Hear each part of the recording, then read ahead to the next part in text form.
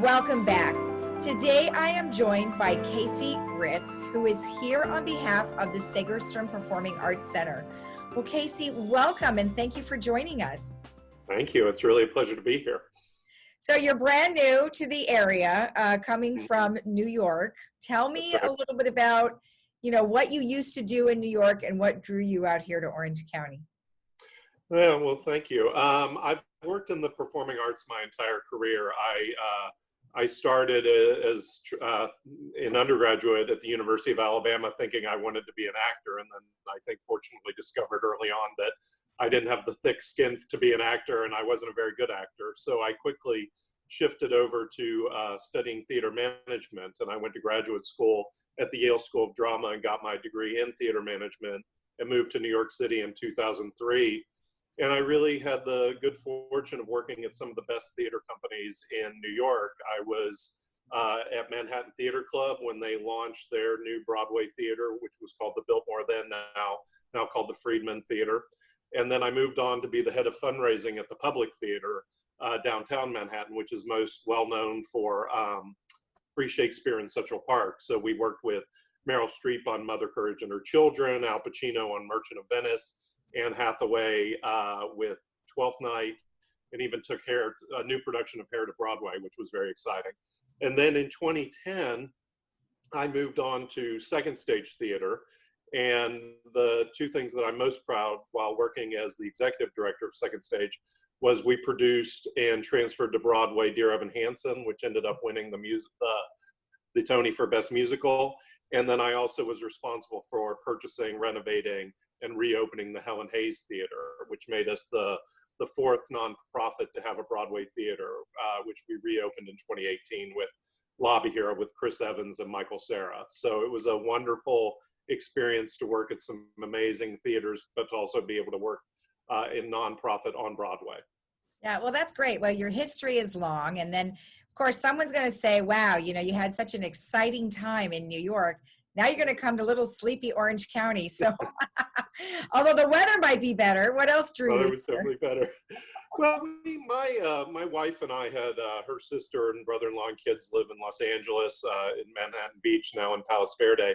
And we would come out a couple of times a year and we'd be in our flip-flops and walking the dog to get coffee. And we just thought, why don't we live here? This is just beautiful and wonderful. And while I loved being in New York and had a great experience there, I checked off a lot of the boxes that I wanted to check off. And the opportunity to move to beautiful Orange County, where everybody has been so warm and welcoming, was just too good to pass up. When I first came to the Segerstrom Center and was waiting outside for my very first meeting with the search committee, you just couldn't, be more impressed by the passion and the excitement around the organization and the care they put into building such a beautiful facility, and the wide variety of performing arts that comes here, and really the idea that the center takes itself seriously as a diverse home, as a town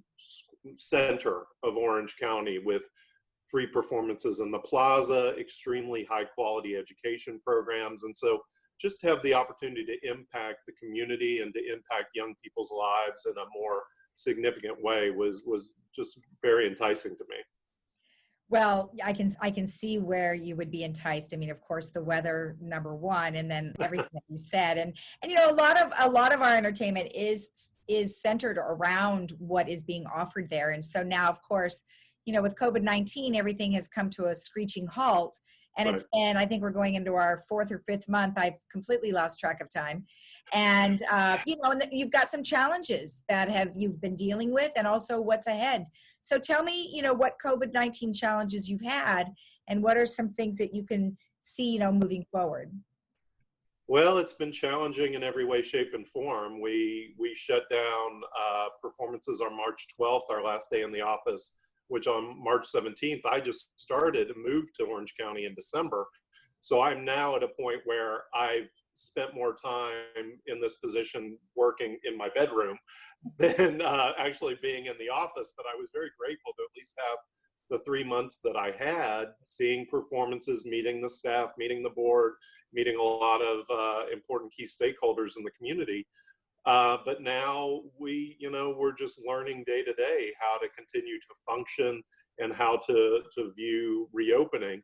I'm very grateful that we have a great aspect of our website called Center at Home, that we're still able to engage the community with a lot of our arts teach classes. We're still able to serve students with the School of Music and Dance for Children with Disabilities virtually. We're able to put out a lot of content, which has been very exciting to be able to re-engage the community at a time when most people are at home with their kids, trying to find something to do, trying to continue to teach and find ways to excite their children.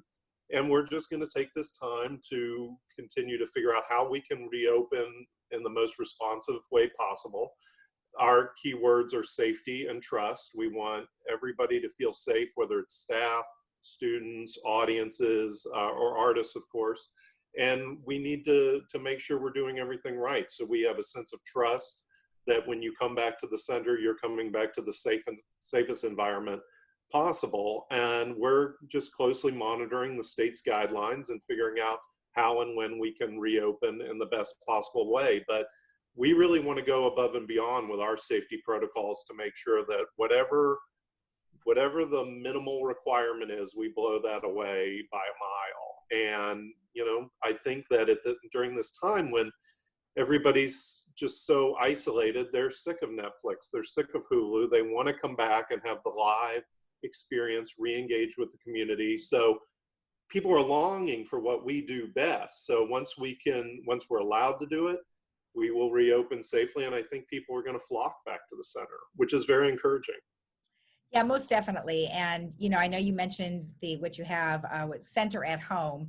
And I did actually find out about that not too long ago. So I have been pushing it. Okay. Because, we have a community of people who have come from the environment in which you've been in and who perform. We have old pros, and we have the theater guild, and they have lots and lots of members who do their own performances, and they're all chomping at the bit to start acting again. So they can only do it through Zoom at this time, because we have a community of 55 and over who unfortunately happen to be the highest at risk. But they're the ones that want to come to your center, I'm sure. Now, you mentioned that you have an outdoor plaza, and there were things that were going on there for quite some time too, which were free events. And you mentioned maybe you might be able to start doing something there. Tell me about that. Yeah, well, there's a distinction in the reopening guidelines where you're allowed to reopen something that's called outdoor museums. And all the guidelines, everything that's outlined really aligns nicely with our arduous plaza, where, as you noted, we've opened about 3 years ago, and we historically do free events there, whether it's free movie night or National Dance Day or dance lessons, yoga lessons, that sort of thing. But we do have a stage there. Outdoor spaces are widely acceptable right now as the safest spaces around. And we have a nice spacing plan that allows groups of 6 to sit together. You assume families or friends that have been quarantining together, but all around them you would have the 6 feet of social distancing. We would look for people to wear masks, of course, as is mandated by the state and as several businesses prefer you to do. And as soon as we can figure out what kind of artists to come in, you make such an interesting point about artists. There are several unions, the actors unions, musicians, dancers, that are still figuring out what protocols they're comfortable with to come back to work. So we also have to engage with our artists to figure out what they need to do to feel safe, and they have their own specialists that they're working with. But with these spacing guidelines we can allow 300 to 320 people back in the plaza. So my sincere hope is that we'll be back doing something to serve the community, maybe late summer, early fall, somewhere around there. Well, that would be wonderful, because it would give us an outlet, because I know. places we can go right now. So that would be really great. So I do hope for you that does happen. That'll be awesome. Well, beyond that, let's talk a little bit about next year. I know it's a little far away, but nonetheless, we want to kind of see what you've got down the pike. So what are you looking at for 2021? Well, we're hoping and waiting for Broadway to come back to life. The good news is that we believe that the Broadway road shows will come back before before Broadway in New York comes back. So we still have our full slate of shows that we put on sale, and we're continuing to sell season tickets for that. And it includes To Kill a Mockingbird, My Fair Lady, Frozen, Pretty Woman, Jesus Christ Superstar, and Ain't Too Proud, The Story of the Temptations. And then we would continue our jazz series with Wynton Marsalis and the Lincoln Center Jazz Group, hopefully in January as well. In our smaller theater, in the Samueli Theater, we'll continue our cabaret series with Laura Benani and Jane Lynch, so Patti LuPone. So we have a great slate of really impressive performers that are ready to come back to the center. And I think 2021 will be really wonderful for us. Boy, well, let's just get that vaccine so we can all go back I to know. somewhat of a normal, right? No, well, I look forward to you guys reopening as well. And, let us know when you guys get the Plaza going, if you happen to be able to get that going before Sure. before things open. And that will be awesome. And good luck to you in your new position, and enjoy your flip-flops in Orange County. Thank you very much. It's been a pleasure. Thank you for having me and taking the time to chat about the center. All right. And we'll touch base with you again. Thank you. Thank you. And we'll be right back after this.